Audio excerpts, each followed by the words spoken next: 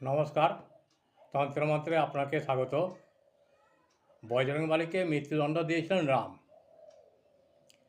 একদা নারদের কথায় বজরংবলী বিশ্বামিত্র ছাড়া সমস্ত ঋষিমুনিদের আমন্ত্রণ করেন।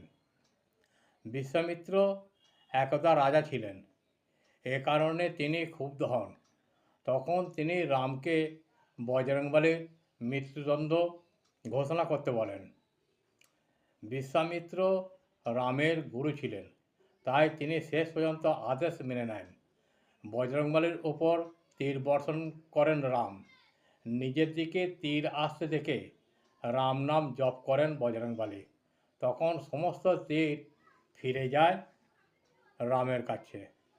তখন রাম ব্রহ্মাস্ত্র প্রয়োগ করেন, কিন্তু সে অস্ত্র ধ্যানমগ্ন বজরংবলীকে প্রদক্ষিণ করে ফিরে আসে। এরপরই বজরংবলীর মৃত্যুদণ্ডের চিন্তা ভাবনা ত্যাগ করেন রাম।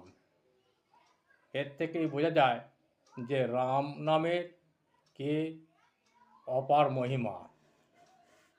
নমস্কার বন্ধুরা, ভালো থাকবেন।